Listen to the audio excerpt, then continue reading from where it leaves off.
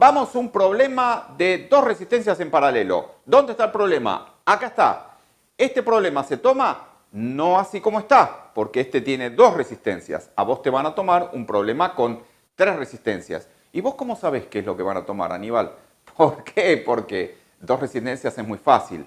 Y si toman cuatro, pueden tomar cuatro, pueden tomar, pero te obligan a hacer muchas cuentas y a ellos no les gusta obligarte a hacer muchas cuentas. Lo típico es un problema de circuito con tres resistencias, Pero primero tenés que aprender que son dos resistencias en paralelo. Fíjate, hay una pila, voltaje de la pila, 10 voltios, diferencia de potencial de la pila, 10 voltios, tensión de la pila, 10 voltios.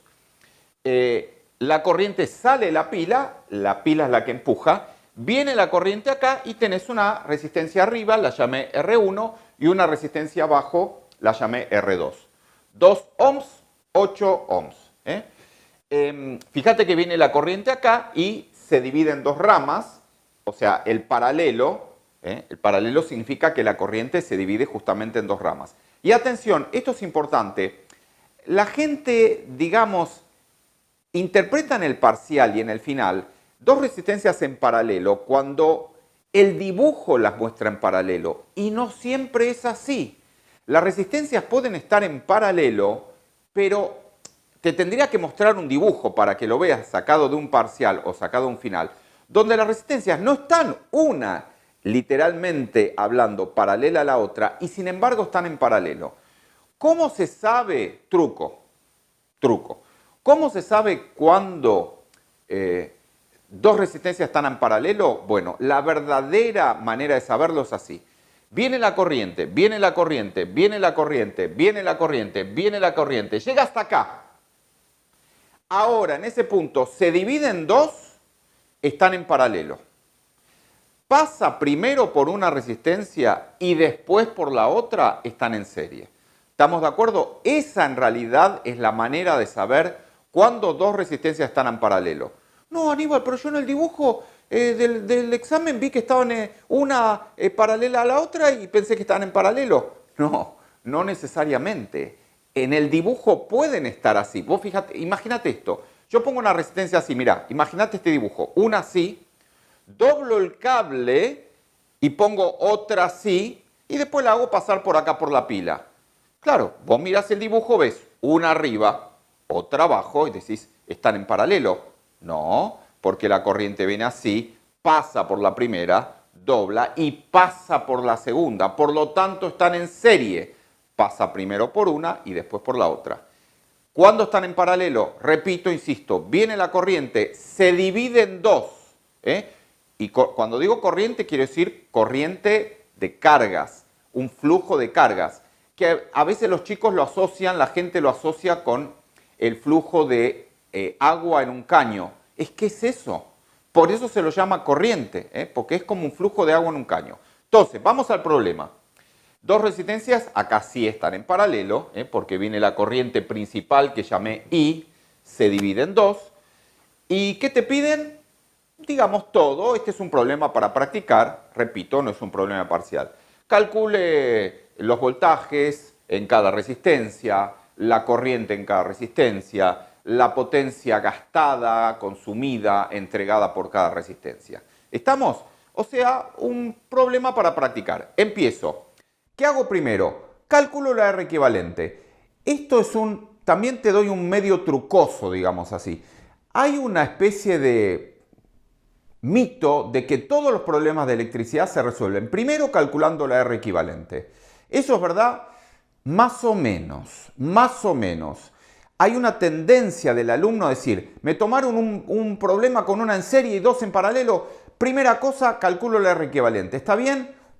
Puede ser, pero puede haber ejercicios donde calcular la R equivalente no te ayude, o puede haber ejercicios donde no puedas calcular la R equivalente.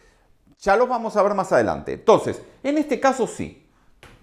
Hagamos lo normal, calculo la R equivalente. Fíjate, dos en paralelo, entonces uso la fórmula R1 por R2 sobre R1 más R2. Pongo los valores, 2 por 8 sobre 2 más 8, fíjate las unidades, acá en realidad quedaría ohmio al cuadrado, que se va a simplificar con el ohmio de abajo. Queda 2 por 8, 16, dividido 10 me da 1,6. ¿Qué es lo que calculé? La R equivalente del circuito. Perfecto, o sea, todo lo que significa la R equivalente es, yo estas dos las puedo reemplazar por una sola resistencia que tendría que tener 1,6 ohmios. Y de paso, acá sí te doy una frase salvadora del millón para circuitos, que es lo siguiente. Vos fíjate una cosa, esta resistencia vale 2 y esta vale 8. Y la equivalente, o sea, la total que reemplaza las dos, dio 1,6. O sea, dio más chica que esta y dio más chica que esta. Y esta es la frase del millón. Amigo, cuando hay dos resistencias en paralelo, la resistencia equivalente de ese paralelo tiene que dar menor que la menor. Vámonos, tenés un paralelo, esta vale 100 ohms y esta vale 20. La equivalente tiene que darte menor que 20. Hay un paralelo, esta vale 1000 y esta vale 5. La equivalente tiene que darte menor que 5. ¿Estamos de acuerdo? Esto ha salvado mucha gente en parciales y finales. Pues decís, ¿por qué? ¿Y a mí qué me importa? Si da menor, si da mayor. ¿Por qué? Porque el tipo hace esta cuenta, se equivoca en la cuenta, le da R equivalente 20 ohmios, se equivocó, multiplicó mal. Dice, no, momento, tengo un paralelo. Si estas 2 y estas 8 me tendría que haber dado menor que 2. Y eso lo puede haber salvado. Ahora, si te equivocaste, te dio la resistencia equivalente 0,5 y está mal la cuenta, ahí no lo descubrís. Pero si te da mayor, sí. Entonces, repito la idea. La resistencia equivalente de un paralelo da menor que la menor. Sigo. ¿Qué puedo calcular ahora? ¿Calculé la R equivalente? Bueno, conviene calcular los voltajes en el paralelo. Entonces, hay que darse cuenta que digamos, la pila está mandando 10 voltios, ese es el voltaje de la pila. Si yo tocara con un voltímetro, en este punto y en este punto, el voltímetro me marca 10 voltios. Si toco acá y toco acá, también me marca 10 voltios, porque esto es un cable, o sea, el cable no tiene resistencia. Si toco acá y toco en esa punta, con las dos puntas del voltímetro, me sigue marcando 10 voltios. Si toco acá y toco acá, me sigue marcando 10 voltios. Si toco acá y toco acá, me sigue marcando 10 voltios. Entonces, ¿a qué conclusión llego? Que los voltajes de las resistencias son los mismos. Que esto, a veces los chicos dicen, Aníbal, ¿qué hiciste tanta disquisición? Si vos ya habías dicho que para las resistencias en paralelo tienen el mismo voltaje. Está bien, yo te lo quiero mostrar, digamos, que ¿por qué pasa eso? Bueno, porque este punto es lo mismo que este punto, es lo mismo que este punto, lo mismo que este, porque todo esto es un cable. Por eso es que las resistencias en paralelo tienen el mismo voltaje. Conclusión, acá te lo puse. Si el voltaje de la pila es 10 voltios, el voltaje de la R1 es 10 voltios y el voltaje de la R2 es 10 voltios. Ah, qué fácil, Aníbal. Entonces, ¿siempre los voltajes son iguales?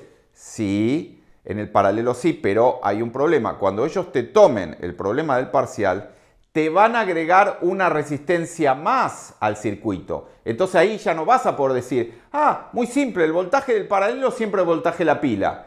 ¿Estamos? Espera un poquito hasta que hagamos el problema serie paralelo, combinando, y ahí lo vas a ver. Por ahora, la conclusión es, el voltaje de la R de arriba es 10 voltios y el voltaje de la R de abajo es 10 voltios. ¿Estamos? Sigo. Calculemos las corrientes. Calculemos las corrientes. ¿Qué hago? Planteo ley de Ohm, V igual I por R, en cada resistencia. En cada resistencia. Entonces, en la R1, V en R1 es I1 por R1. Y ahora reemplazo. El voltaje en R1 ya lo tengo, son los 10 voltios. La I1 no la sé, la resistencia es 2 ohmios. Paso estos 2 ohmios acá abajo. Entonces me queda la I1, 5 amperes.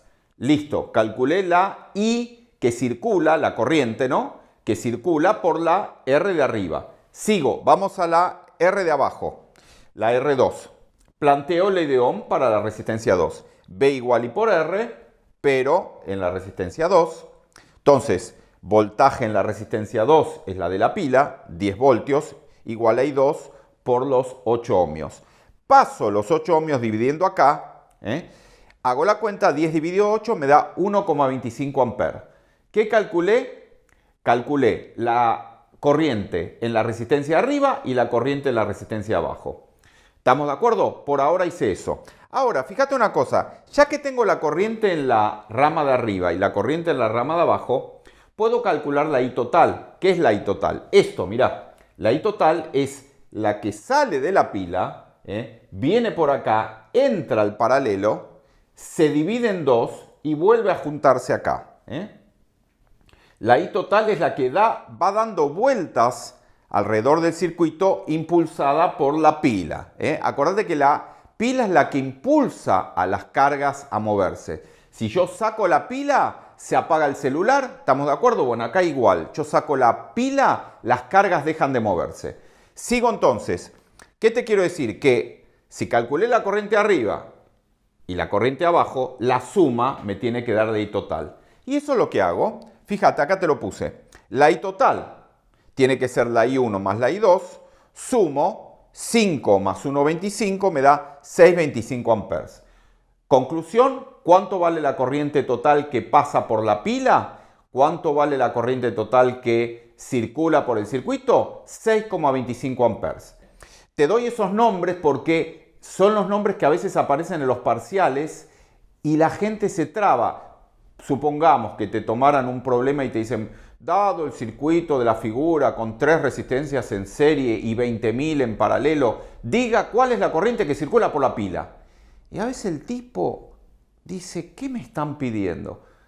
Amiga, te están pidiendo la I total. La que pasa por la pila es la I total. O sea, si hay varios paralelos es la suma de todas las corrientes esa.